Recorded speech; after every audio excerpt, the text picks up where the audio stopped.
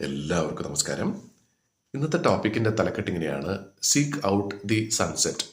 ഇവിടെ പറയാൻ ഉദ്ദേശിക്കുന്നത് വേറൊന്നുമല്ല, ജപ്പാനിലെ ടോക്കിയോയ്ക്ക് അടുത്തായിട്ട് യനാക്ക എന്ന് പറയുന്ന ഒരു സ്ഥലമുണ്ട്. അവിടെ വളരെ ഭംഗിയുള്ള ഒരു സ്ഥലമുണ്ടെന്നാണ് പറയുന്നത്, സൺസെറ്റ് സ്റ്റെപ്സ്. അങ്ങനെ ഒരു പേര് വരാനുള്ള കാരണം വേറൊന്നുമല്ല, ആ ഒരു സ്ഥലത്ത് സൂര്യൻ അസ്തമിക്കുന്ന ആ ഒരു സമയത്ത്, സന്ധ്യസമയത്ത് ചെന്നിട്ട് എവിടെയെങ്കിലും സ്വസ്ഥമായിട്ട് ഇരുന്നിട്ട് മുകളിലേക്ക് നോക്കിക്കഴിഞ്ഞാൽ നല്ല ഭംഗിയായിട്ട് നമുക്ക് സൂര്യൻ അസ്തമിക്കുന്നത് കാണാൻ പറ്റും എന്നുള്ളതാണ്. അപ്പോൾ ഒരുപാട് ആളുകൾ ശരിക്കും പറഞ്ഞാൽ അവിടെ സ്ഥിരമായിട്ട് വരാറുണ്ട്, എല്ലാ ദിവസവും വരാറുണ്ട്. അതൊരു ടൂറിസ്റ്റ് പ്ലേസ് പോലെയാണ്. ഇവിടെ ഇദ്ദേഹം പറയുന്ന ഒരു കാര്യം വളരെ സിമ്പിളാണ്. ഇതേപോലെ ഒരു സ്ഥലം എന്ന് പറയുന്നത് ലോകത്ത് പല സ്ഥലത്തും ഉണ്ടാവും. നൂറുകണക്കിന് അല്ലെങ്കിൽ ആയിരക്കണക്കിന് സ്ഥലങ്ങളുണ്ടാവും ലോകത്ത്. നമ്മളെല്ലാവരും ഈ പറഞ്ഞ പോലെ ജപ്പാനിലേക്ക് ആ സ്ഥലത്ത് തന്നെ പോകണമെന്ന് നിർബന്ധമില്ല.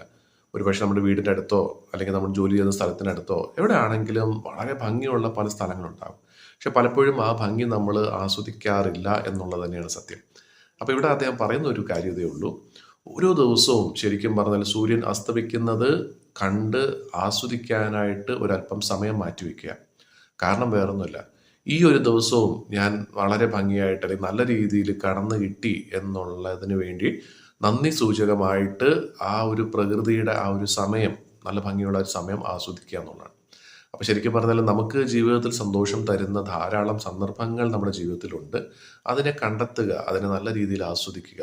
ഓരോ ദിവസവും നമ്മൾ ഉറങ്ങാൻ പോകുന്ന സമയത്ത് സന്തോഷത്തോടു കൂടി ഈ ഒരു ദിവസം കൂടെ എനിക്ക് നല്ല രീതിയിൽ കടന്ന് കിട്ടാനായിട്ടുള്ള ഒരു സൗഭാഗ്യം ഉണ്ടായല്ലോ എന്നുള്ള സന്തോഷത്തോടു കൂടി തന്നെ അവസാനിക്കുമ്പോൾ അടുത്ത ദിവസം നമുക്ക് വളരെയധികം ഫ്രഷായിട്ട്, വളരെയധികം പോസിറ്റീവ് എനർജി ആയിട്ട് നമുക്ക് ഉണരാനായിട്ട് തീർച്ചയായിട്ടും സാധിക്കുന്നതാണ്.